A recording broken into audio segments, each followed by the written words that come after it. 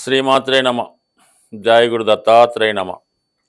ఈ వీడియోలో మనం మీనరాశి వారికి జనవరి 1వ తారీఖు నుంచి 31వ తారీఖు మధ్యలో జరగబోయే త్రైమాసిక ఫలితాలు, జాతకుడు ముందుగా రాబోయే జన్మశని నుంచి తప్పించుకునే విధంగా ఈ రాబోయే 90 రోజుల్లో ఏ విధంగా ప్లాన్ చేసుకోవాలి, మార్చి 30న వస్తున్నటువంటి ఉగాది తర్వాత ఏ విధమైన జాగ్రత్తలు తీసుకుంటే బాగుంటుంది అన్న విషయాన్ని ముందుగా మనం తెలుసుకునే ప్రయత్నంలో, మరి మీనరాశి వారికి వ్యయస్థానంలో సంచరిస్తున్నటువంటి శని భగవానుడు మార్చి 29న జన్మరాశిలోకి ప్రవేశించడం జరుగుతుంది. మరి ఇంచుమించుగా ఇప్పుడు అందరూ చెప్తున్న విధంగా అదే రోజు శని ప్రవేశిస్తున్న రోజే ఒక 6 గ్రహాలు మీ రాశిలో ఉండడం జరుగుతూ ఉంది. మరి దాని ప్రభావం గురించి ఇంకో వీడియోలో తెలుసుకున్నాం. ప్రస్తుతం ఈ మార్చి 30వ తారీఖు లోపల 12వ స్థానంలో ఉన్నటువంటి శని భగవానుడు మీ యొక్క ఆర్థిక వ్యవస్థని చాలా వరకు చిన్నాభిన్నం చేసే అవకాశం ఉంటుంది. ముఖ్యంగా కుటుంబ అవసరాలకి మీ యొక్క స్థాయిని మించి ఖర్చు పెట్టవలసి ఉంటుంది. అలాగే లాభాధిపతి వ్యయంలో ఉండడం వల్ల ఆదాయం తగ్గుతుంది, ఖర్చు పెరుగుతుంది. ఇదే సమయంలో మీరు ఏదైనా ఒక పూర్తి బాధ్యత కలిగి ఉండగా, అంటే ఇప్పటికే చాలామందికి చెప్పడం వల్ల కొంతమంది సొంత గృహం కొనుక్కోవడం కానీ, ఏదైనా ఇంటి స్థలం కొనుక్కోవడం కానీ వాళ్ళ స్థాయిని బట్టి ఉండడం జరిగింది.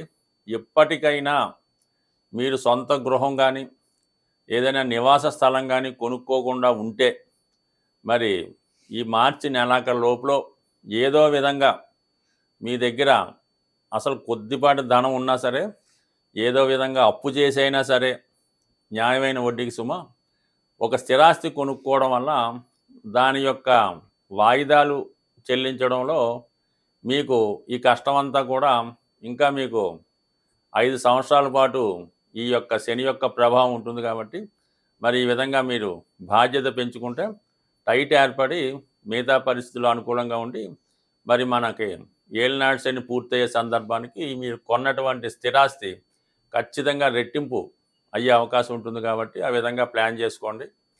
మరి దానివల్ల ఏంటంటే మీకు కొన్ని అనుకోని ఖర్చులు జరుగుతాయి. ఈ బాధ్యత లేనప్పుడు ఎవరో ఒకరు అప్పడవడం జరుగుతుంటుంది, ఇంకో దానికి స్థాయి మించి చేయడం జరుగుతుంటుంది. కాబట్టి ఏదో ఒక ప్రయత్నం చేయండి. మరి ఇదే సందర్భంలో మీకు పిల్లలు చదివించడానికి కానీ, వివాహానికి కానీ ఎక్కువ మొత్తంలో ఖర్చు అవ్వడం జరుగుతుంది. కాబట్టి దాన్ని బట్టి జాగ్రత్తగా ప్లాన్ చేసుకోండి. మీ స్థాయిని మించి ఎప్పుడూ ఖర్చు పెట్టద్దు. కేవలం ఇల్లు కొనడానికో స్థలం కొనడానికో పెట్టుకోండి, ఓకే. ఇది నిర్ణయం తీసుకుంటే ఇంచుమించుగా మీకు ఏప్రిల్ 1వ తారీఖు నుంచే ఈ జన్మశని ప్రభావం వల్ల, ఈ షష్టగూట ప్రభావం వల్ల చాలా వరకు అప్పుడు పరిస్థితులు తర్వాత వీడియోలో చర్చిద్దాం. ఈలోగానే మీరు ప్లాన్ చేసుకోవడం మంచిది. ఇంకొక అదృష్టం ఏంటంటే మీకు మార్చి నెలాఖరు లోపు మీకు రుణం మాత్రం సులభంగా పడుతుంది. ఎంత అప్పైనా ఏ అవసరానికైనా దొరకడం జరుగుతుంది. దాని తర్వాత ఏమవుతుందంటే ఈ అప్పు ఇచ్చిన వాళ్ళ యొక్క ఒత్తిడి ఎక్కువ జరుగుతుంది మరి ఏప్రిల్ నుంచి. అందుకని ఏది అవసరమో దానికోసమే అప్పు చేయడం మంచిది. అంటే ఈ పాటికే మీ యొక్క బ్యాంక్ బ్యాలెన్స్లు, ఎఫ్డీలు, దాచుకున్న డబ్బులు, ఇంట్లో బంగారాలు ఇన్ని అయిపోయి ఉంటాయి. అందుకని జాగ్రత్తగా వ్యవహరిస్తే తర్వాత నెమ్మదిగా అయినా దాన్ని మనం ఫుల్ఫిల్ చేసుకోవచ్చు. దాని తర్వాత మరి గురుగ్రహ ప్రభావం కొంతవరకు 3వ స్థానంలో అందరికీ మంచి సలహా ఇస్తున్నటువంటి మీరు మీ సొంత విషయంలో మాత్రం ఏది చేయలేకపోతుంటారు. ఏదన్నా బయట వారికి చెప్పడం వరకే ఉంటాయి తప్ప సొంతంగా మనం చేయలేకపోవడం జరుగుతూ ఉంటుంది. మీరు చేసినటువంటి తప్పులు, పొరపాట్లు ఇతరులు చేయకుండా మాత్రం చాలా వరకు జాగ్రత్త పడుతూ ఉంటారు. అంటే మీ తమ్ముళ్ళో, మీ చెల్లెల్లో, మేనల్లుల్లో, పిల్లలు చేస్తూ ఉంటారు. కానీ మీరు మాత్రం దానిని మానలేకపోతుంటారు. బికాజ్ అంటే రాహు రాశిలో ఉండడం వల్ల అంటే మీరు నష్టపోతారు, మిగతా వాళ్ళని నష్టపోకుండా ఉండమని చెప్తారు. అది చాలా వరకు మంచిదే. కానీ మీరు ఎంత చేతనో మానలేకపోతుంటారు. బికాజ్ మనకి ఈ జన్మశనిలో ఈ 12వ స్థానంలో శని, జన్మలో రాహు మిమ్మల్ని చాలా బలహీనపరుస్తూ ఉంటాడు. పొరపాటున ఏదైనా ఒక బలహీనతకి మీరు లొంగి ఉంటే, ఎస్పెషల్లీ మీనరాశి వారు, అది మద్యపానమే అక్కర్లేదు, కనీసం కూల్ డ్రింక్స్ అయినా, టీ అయినా, కాఫీ అయినా, ఇంకోటైనా జీవితంలో మానడం అన్నది చాలా కష్టమవుతుంటుంది కాబట్టి సాధ్యమైనంత వరకు ఇటువంటి వాటికి దూరంగా ఉండడం మంచిది.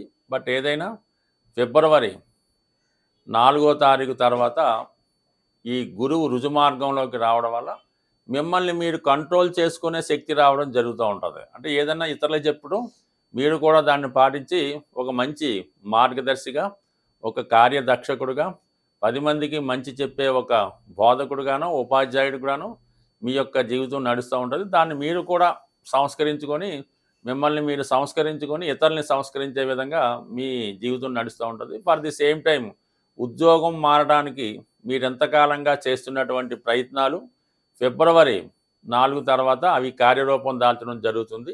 ఇది ఎక్కువగా ఉపాధ్యాయ రంగం, ఆధ్యాత్మిక రంగం, న్యాయవాది, అలాగే మెడికల్ డిపార్ట్మెంట్లో ఉన్న వాళ్ళకి ఒక గొప్ప మార్పు రావడం జరుగుతుంది. మీరు గతంలో ఎవరికైతే ఉద్యోగం ఇమ్మని అడిగారో, వాళ్ళు లేదని చెప్పారో, వాళ్ళే ఇప్పుడు మిమ్మల్ని పిలిచి మంచి హోదాతో మీకు గొప్ప పదవి ఈ ఫిబ్రవరి 4 తర్వాత ఇచ్చే అవకాశం ఉంటుంది. దాని కొరకు ఎదురు చూడండి.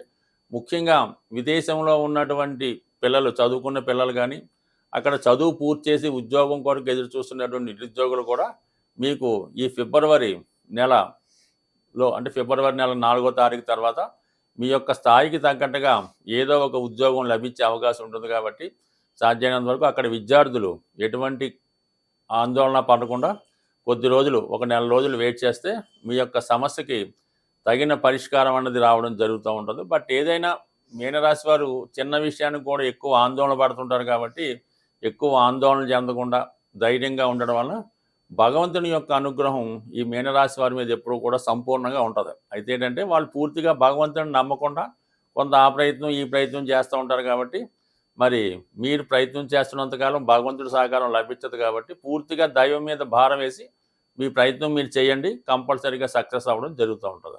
ఇక కుజగ్రహ స్థితి పరిశీలించినప్పుడు మరి పంచమ స్థానంలో వక్రగమనంలో ఉన్నటువంటి కుజుడు చాలా వరకు మీలో ఉన్నటువంటి బలహీనతల్ని బయటపెట్టే అవకాశాలు ఉంటాయి.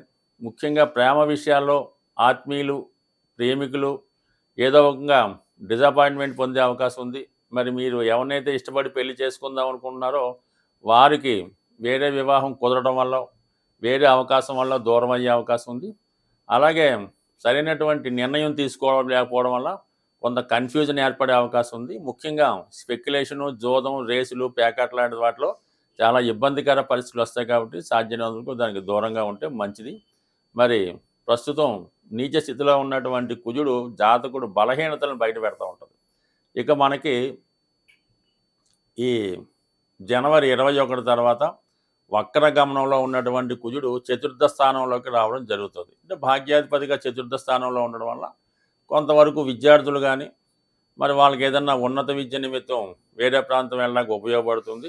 అలాగే మీరు ఏదైనా స్థిరాస్తి అమ్మాలన్నా, కొనాలన్నా, లేదంటే ఇల్లు మారాలన్నా కూడా ఈ జనవరి తర్వాత చాలా వరకు వర్కౌట్ అయ్యే విషయాలు చాలా అనుకూలంగా ఉన్నాయి. మొత్తం మీద ఏంటంటే ఈ మీనరాశి వారికి ఈ గ్రహాల స్థితి, రాబోయే మార్పు కూడా ముఖ్యంగా శని గ్రహాన్ని బట్టే మిగతా గ్రహాల యొక్క ఫలితం ఉంటుంది. ఎందుకంటే శని కర్మకారకుడు. శని ఒకరిని శిక్షిస్తున్నప్పుడు మిగతా గ్రహాలు ఎప్పుడు కూడా సపోర్టుగా జాతకుడికి మంచి ఫలితం ఇవ్వడానికి ఇష్టపడమాట.